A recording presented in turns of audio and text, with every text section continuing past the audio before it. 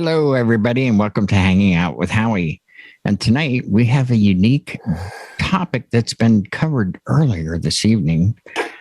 My wingman, good friend, creative genius partner, Brian S. Red, did a video earlier on this very same topic, and it's longevity in the business. How long will you keep going as a DJ?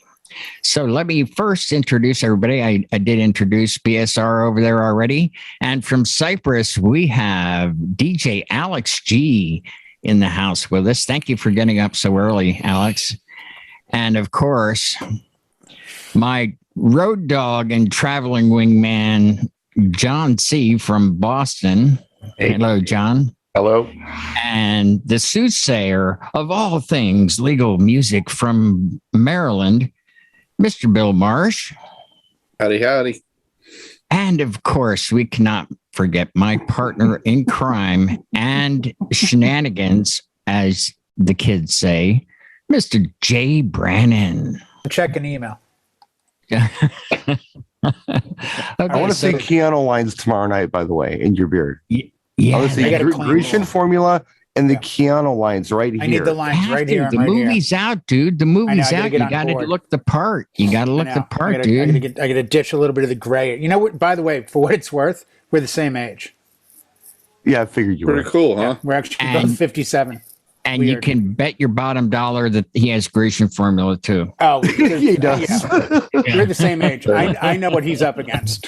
Let's put it that way. I want to see Keanu lines tomorrow night. I asked for it. I want it. I gotta go to the shop. On the subject of longevity, should we also point out that the guy in Cyprus living on the beach is the one that's the youngest in the room?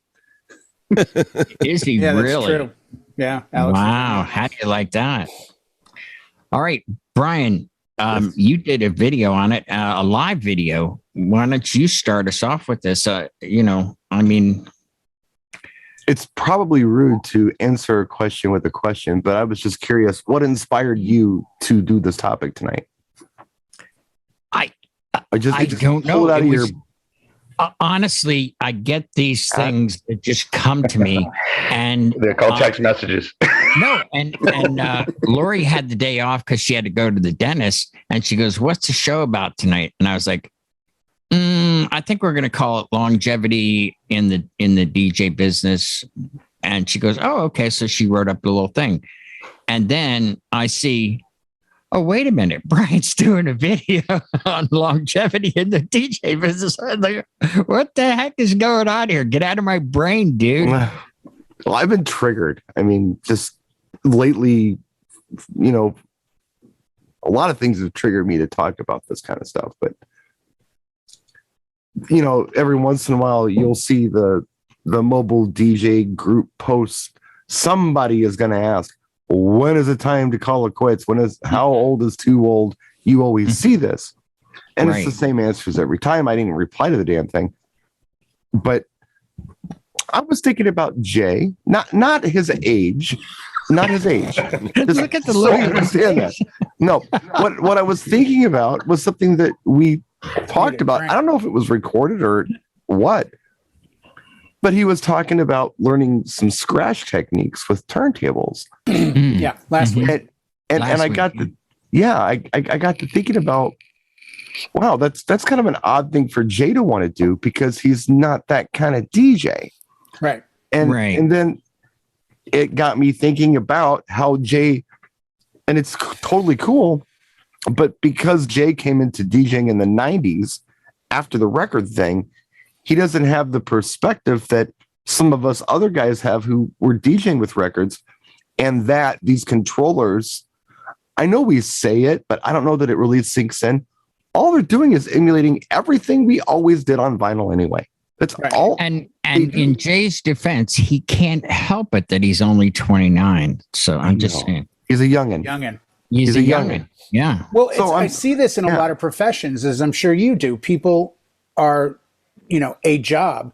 And as their career continues, they're suddenly taking a class and you go, oh, what are you doing? Well, I'm a full-time plumber, but I'm taking a class in wiring. Oh, really? Why? Well, a lot of vanities I work on are right below the lights, and a lot of customers ask if I can take a look. I don't want to become an electrician, but I think it would be good to understand more of what's going on in the whole picture. No, absolutely. That's my perspective. Absolutely. I do not disagree with you. And back in the old days, we did the exact same thing with records. But I think that we kind of knew our lane and we stayed in it. Right. So we understood what a baby scratch was and how to perform it, but it really wasn't what we did as DJs. So we didn't use it as a performance piece. The people in my circles, I knew some guys who did some crazy cuts and stuff. And it was, things that took, I'm not going to say they were hard to do. And Howie and I were talking about this. These were not hard things to do with records. Spend some time and work out the technique and you can do it. It's not this voodoo that some turntables make it sound like it is. It's totally not. It's not that hard. If you are a musician like Jay is, you can totally do this. It's just a matter of coordination. On a controller, it's a matter of pushing buttons. So No, it is. It doesn't make it bad though, and I'm not hating on it. No, all I'm saying is that's where programming is so essential, and where the excitement and the thrill of finding, a couple of tracks. Like the other night, John was talking about, midnight on New Year's Eve. John's go-to is Khaled with, All I Do Is Win, and it's Hands Up, and then looping in Up with Cardi B, and I'm like, I don't have that in my wheelhouse. I do now. Right. And everything we do as a DJ, it's not, as a guitar player, you steal bits and pieces. You go, oh my God, I love that lick. And you learn it and you go, oh, that's 1-4-5 and it's in a blues sequence. And, you take bits and pieces and that becomes your style. As a DJ, it's very difficult to have a style. It's very easy to have a format. Like if you're a great house DJ, that's a format. You're a house DJ. You could play hip hop. You know how to beat match. You could look at these two tracks and put them together. Sure. But it's, a jazz guitar impresario, Wes Montgomery, that's his own thing. You have to strive and work right. it. DJing what I don't mean to do is marginalize, scratching and things like that. It takes a lot of practice and skill and talent to do that. But as club DJs, although we kind of knew what the basics were, we didn't develop those skills any further because it just wasn't what we were doing. That's all I was trying to say. So with a controller, I guess you could, dive deeper into that. But as a turntablist, I don't know. It's a lane thing. And it's just interesting that the perspective is, that's my opinion. That doesn't mean much, but that's how I feel about it. Why not stay in the lane you drive in anyway and learn that technique? So that was the first thing I was thinking about is the perspective on that. But the other thing I was thinking about was New Year's Eve block and I stayed in. And for those of you who know, Jay's been here. I live on a party block. You can look out my window and see 3 bars. Open the door and turn your head, you see 3 more. Or what we like to call heaven. If you know what, if you like to party, it is definitely heaven. And there were shuttle buses bringing people from bar to bar. They always do that on New Year's Eve or during festivals. They do that kind of stuff. And Jay's been here on a Tuesday. It's difficult to find parking on my street because of these bars. Busy. Yeah, you could get parking. If I may, something just occurred to me, and I need to make an apology and an acknowledgement at the same time. I get so many messages. Actually, the person that came up with the idea for the show was John C. He had messaged me the idea January 1st. Yeah. Yep. And he said, we should do a show on this. And Lori always does my copy. So she goes, hey, what do you got for the show? And I'm like, this, and I was like, oh, that was actually John's idea. That's okay. So I wanted it's a good idea. So it's stuck in your head. So yeah. Good is good.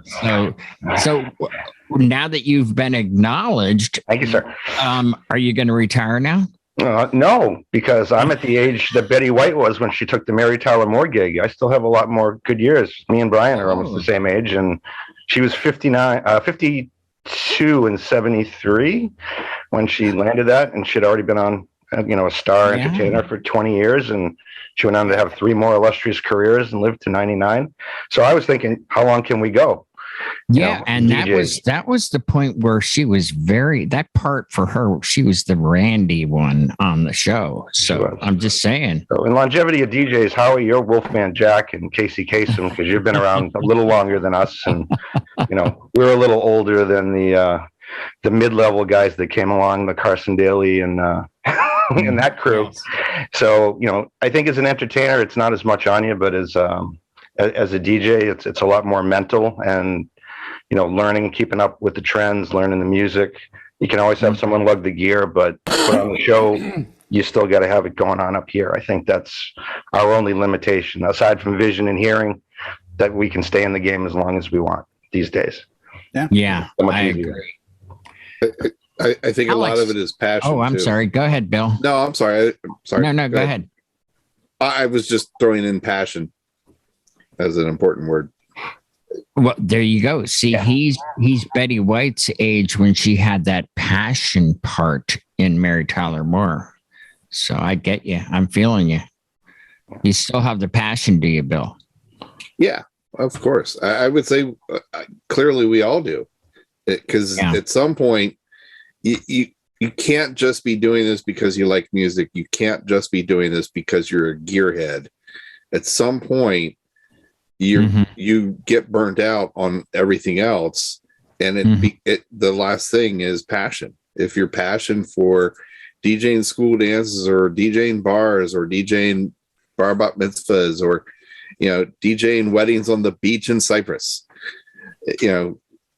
we all have that passion. One of these days we all might even be there DJing weddings on the beach in Cyprus, but for now some of us are in Maryland and Milwaukee, and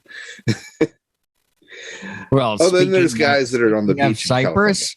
What's your thoughts there, youngster there from Cyprus? Well, I think longevity within the business is similar to any other longevity. For example, if you want to extend your youthful looks, there's surgery. If you're in the business and maybe you've got you're getting to that point where you can't lift the speakers, and you want to extend your career and it's a physical aspect, you can hire help. So there's many aspects that you can extend your life within the business. It shouldn't just stop because of one thing. That's a really good point, because I was thinking about what happened with Brian and I, where we're still active, but we grew such a reputation that he went to Orlando like a rock star, and he just came in with his laptop or whatever, and they had the stuff set up for him. And then I went to Lake Placid. They had everything set up. All I had to do was bring in my backpack and set my stuff up. I'm just thinking, maybe there's a point where this is a good thing to have that experience behind us, that we get hired for our brains because we have that skill. Yeah. What do you think? Oh, yeah. Sorry, Well, go ahead, Brian. No, I was just going to wrap what I was saying before, how he cut my ass off. So, I just wanted to All right, so good. acknowledge someone. How's it feel? Hey, Brian. Call the editor. So, no, I was just saying the block is normally very busy, but the block was empty. People weren't staying at bars. They were coming and going. And it got me thinking about New Year's past, where, I've played at places. And the key is, geez, it's New Year's. It's not like you have to attract people to your bar. They're bar hopping. All you have to do is keep them at your bar. And as a DJ, I'm thinking to myself, God, that should be so simple. You just mix it up and you make it interesting, and you don't necessarily let the audience program the show. You program the show, and they stick around because there's a vibe going on. And because, I was born, like I said in the video, I was born in 71, and I had to learn about 16 years of rock and roll that happened before I was born. That was a responsibility I had, right? Now, a DJ who's 21 today might have been born in the year 2000, and or 1999 or whatever, they've got to think about 45 years worth of rock and roll they missed. That's a lot of responsibility for them to not only know the music, but to be, I want to say fluent in it, but to know it well enough to be able to pull weirdo tracks out of your hat and mix them in with new songs and things to keep the party going. So older DJs have that advantage where we can do that. Where younger DJs, it's not their fault. They just don't have the time in, and they have to work harder. They do, and they have to be really interested in going back and finding interesting things to throw into the mix. But this is what I was saying the other day. We were in the chill room. Jay was here, John was here, and we were all going through and selecting songs and stuff like that. And there was loads of tunes that were big at the time, but never made it in the Hall of Fame or the best of and things like that. And we're saying, like, if you're at a bar and you're playing these kind of tracks, and it's like, well, this was great in 1990 or 1994. Somebody that was out clubbing or in the bars, etc., at that time would know it. And as a DJ, when you have that information and you have that knowledge, you get into a psyche to that group, that age group, rather than just like, oh, you know what? They're this age, right? Let's just go to the latest Now album or the best of rock, the best of hip hop, etc., kind of thing. And then you're just playing the same, roll in, roll out music, run of the mill music. But when you have that information, you have that knowledge, you can get in there and people go, oh my God, how did the DJ play this track? I haven't heard this track for like 30 years, because there it that made it on the hits, but it was that major hit at the time, a one-hit wonder. Yeah, that's one way to look at it, and that is true, and it happens. I think the other way to look at it, and it's the part that I have the most fun with, is when I'm breaking old tracks to new audiences, where these kids have never heard this, but you can think back, what was the reaction when you broke this track the first time in the 80s or the 90s or whatever? Some songs are just so good, you hear me like, oh my God, this is it. I just spent an hour watching millennials react to Jamiroquai's Virtual Insanity, and their minds exploded. Yeah, they're like, it's a great oh track. My God, this guy can sing. This track is jazzy, it's funky, it's hip hop, it's everything. Remember when that broke? And if you can think about, mixing in some just cool tracks from the past that your audience may dig, even if they don't know it, into your new sets, I think that's cool too. I did that with because I think there still is that period where it's around 90 BPM, they're just like on a just groove a little bit. And I threw in by T-Rex Mambo Sun, which is 90 BPM. And I had them come up and go, whoa, that was awesome. Who did that? Oh, that was T-Rex, and they did that in 1967. They went, no way. Yeah. Oh no, that's awesome. That's awesome. But it fit, and it did mix well with what I was playing. I mean, an earworm's an earworm, It really is. Yeah. And as an older DJ, and I am an older DJ, I understand that. I'm self-aware. I know sometimes I know when I can grab just something goofy and throw it out there. It just feels right. I don't know why it does, but it does. A lot of the newer music is homogenized, and it all kind of starts to sound the same after a while. Not saying it's bad. It's just like there's not a lot out there that's like, wow, I've never heard anything like that before. No, you've heard it all before. You've been hearing the same hip hop song for 30 years. It hasn't changed much. I mean, the style hasn't changed much. It's not like rap has evolved into something else. It just has always been rap, and beats have been beats, and loops have been loops. It's, not progressive. So if you can think of a wacky, cool, progressive track that you can throw in to the new sets, even for a young audience, you're one up on the kids. AM style, like, whoa, boom, here's something out of left field. Yeah. He was a master at that. I've got to address, I've heard so many awesome comments tonight, and the things that are kind of flooding my mind. One of them is the biggest tour this year is the Stones, and they're all over 70 now. Yeah. So they don't set up their own gear. They don't love staging. They haven't for a long time. They haven't for a very long time. But Not in my lifetime. No. And there's definitely a group of people, because this is a new concept. And the new concept is, and I've had this talk about my favorite group, Aerosmith. I'll never see Aerosmith in Vegas when they go back to their residency, because I'm a true fan. And as a true fan, I'm insulted that they want $280 for the worst seat in the house. And the people spending $1,500 on the front row, they want to hear crying, don't want to miss a thing, love in an elevator, dude looks like a... They don't even know there's anything before that. Sure. And that's a new concept. I think a lot of people that go see the Stones, there's a group of, man, if I don't see them now, they're going to die. I better go see them. until 20 years from now when they do it again. Right. I've heard of them. I should go see them.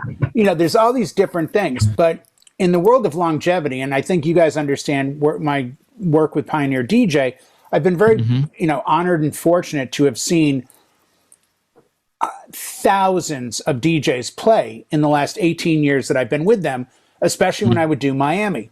I mean, you're talking 15 to 20 DJs a day for up to 17 days, once a year, plus EDC once a year, plus.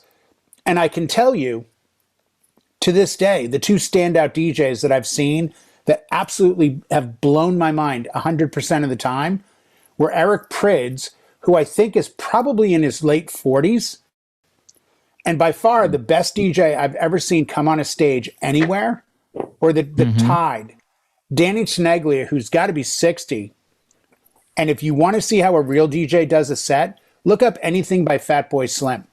Oh, yeah. Norman is amazing. Right. And Norman is older, but Norman has the same attitude that I hear from all of you. Norman doesn't view his position as that of age. He views it as of he is the arbiter of music.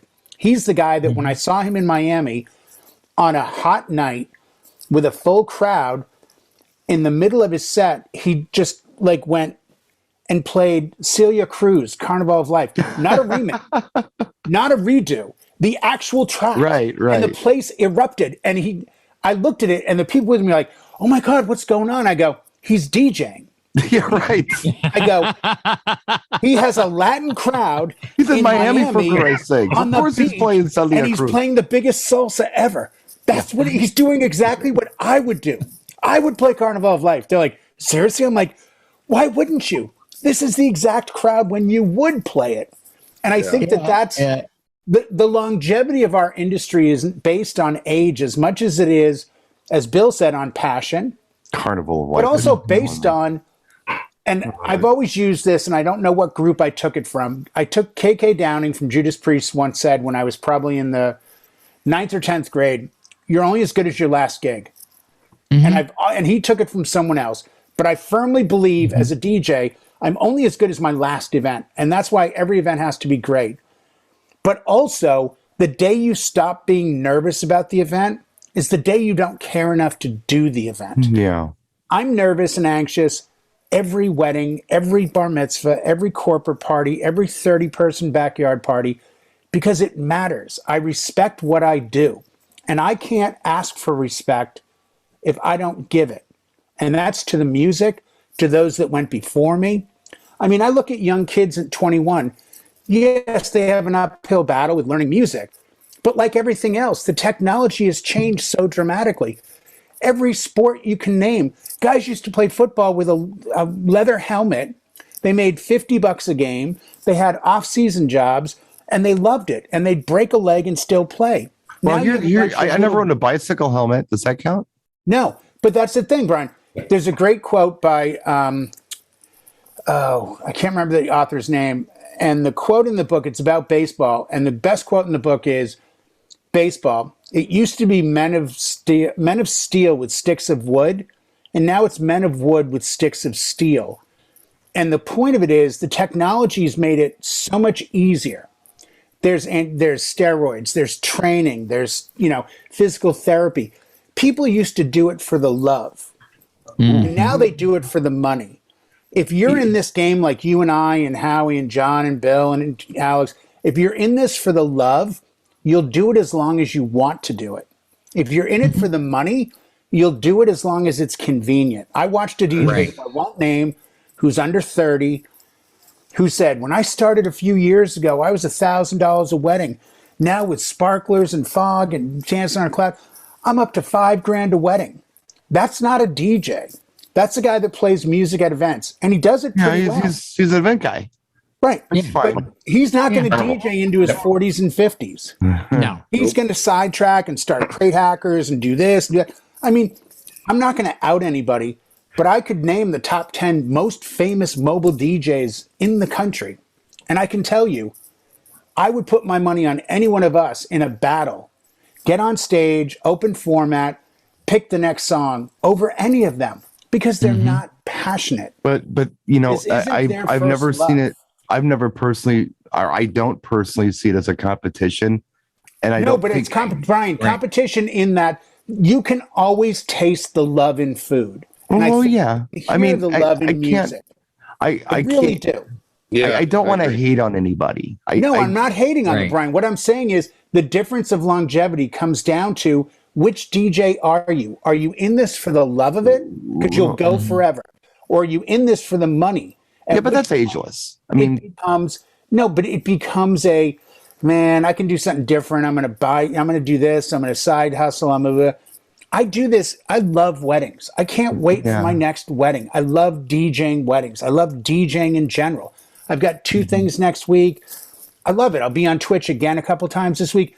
Twitch, as you said earlier about sidetracks, Twitch to me, no matter what money I make off it, and my agent, Izzy at Squits, as you guys know from Dewey, Cheatham and Howe, has secured a deal. I'll be up front. Twitch, I make about $30,000 an hour. Okay. The lights went out. What happened? Izzy. That's a sign. It's kind of like the flashing red light at the comedy store. Wrap it up. Real quick, here's the thing. Are you controlling this, Howie? Is this part of the light show you did? I am. Secret. I am. But here's what I love about Twitch, Brian. You can go on and express yourself, and you don't have an audience in front of you that you're trying to get to pivot, but you can see it in a comment. I mean, I've got an audience of 5 or 6 people, but they afford me that time to go, man, I'm going to play this Shotgun Messiah, Heartbreak Boulevard, or I'm going to play this, or I'm going to drop this weird Pantera track, and somebody's excited. All it takes is one good comment from me to go, this was worth my 2 or 3 hours of my time. I think it's wonderful that you're passionate about it. I love it. I love being a DJ. I'm proud of it. I love it. I'm in music. The one thing that I've loved outside of my family as far back as I can ever remember. Music has never let me down. I think we're all pretty much in agreement with that. I'm still taking inspiration from the Beatles, Howie, where, you know, and that's just where my brain is because after watching that thing where and Paul's still playing. Nobody was hating on anybody. Still playing. Yeah. And they were positive about everybody. They were checking out the new people who were doing music. They were talking about what they liked. They weren't even hating on their critics. Right. They were cool with everybody.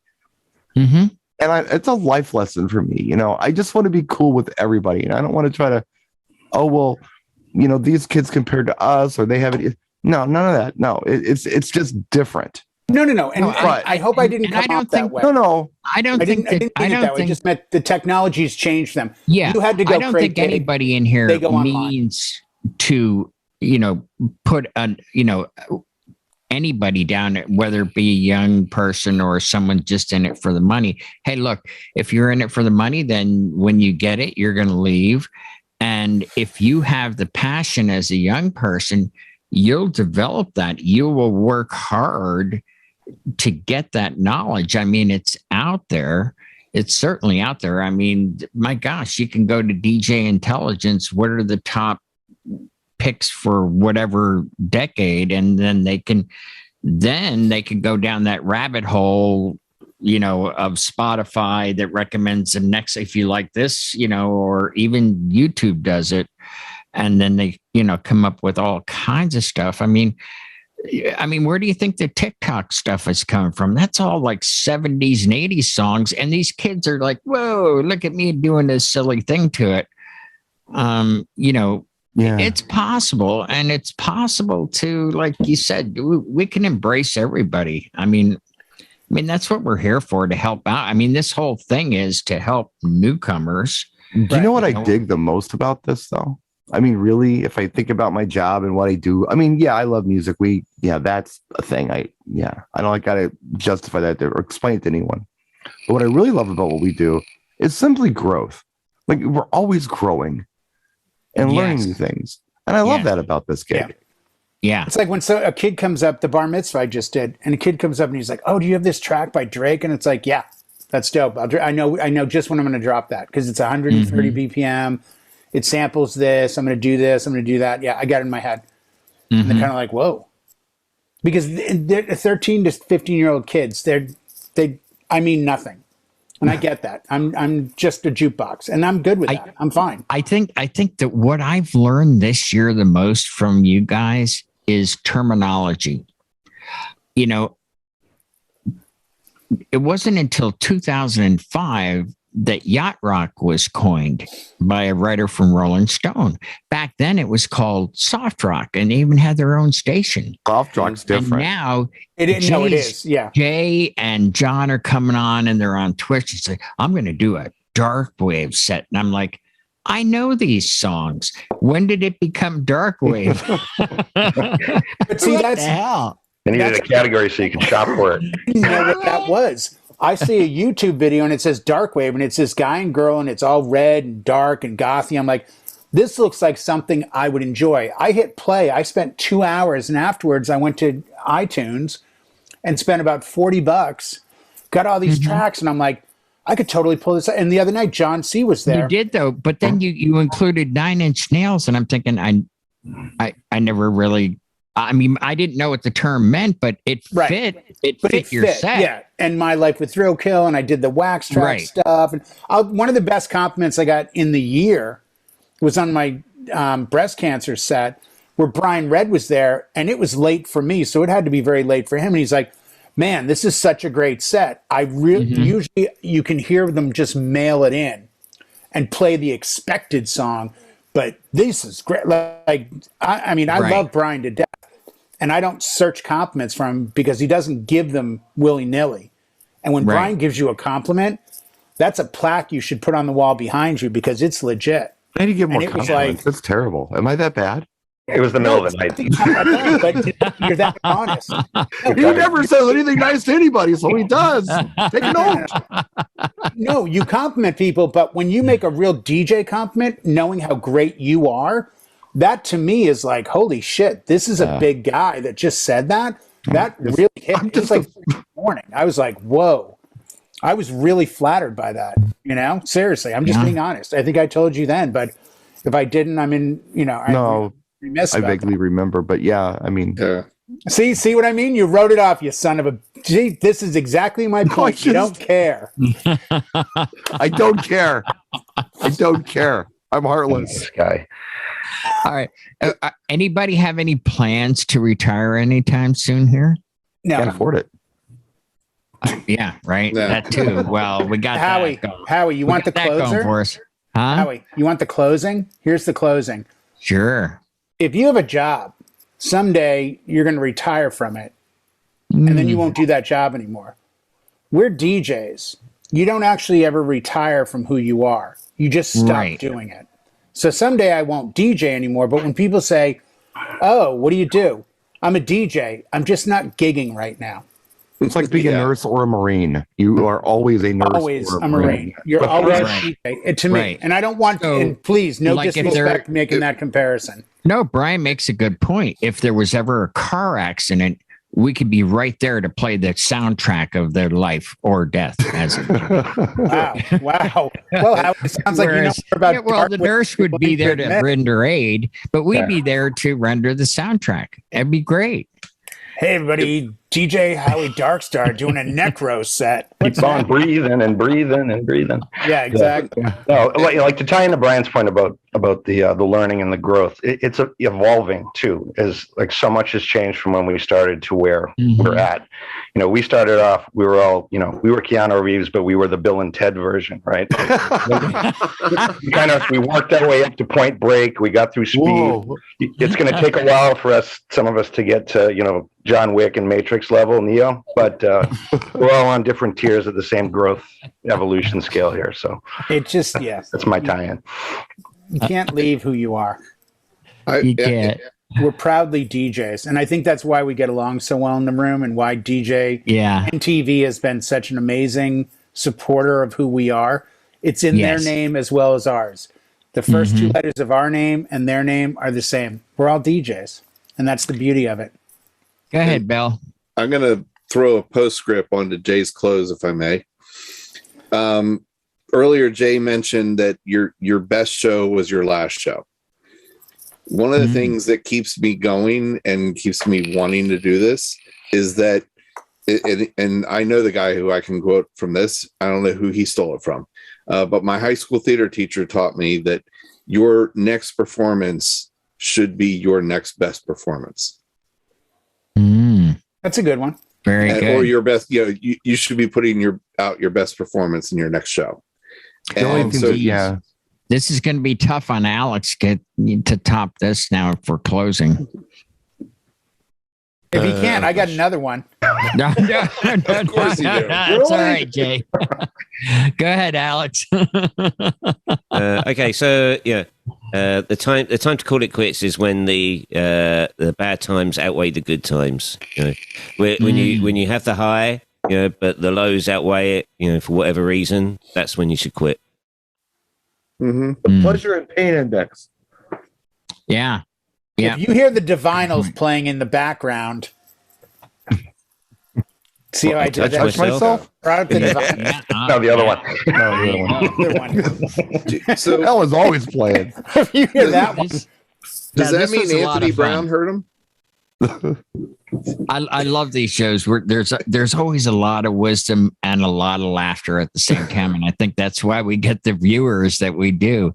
So thank you all very much for tuning in, and thank you, Brian, for having the same idea at the same time. And yes, thanks for stealing my idea.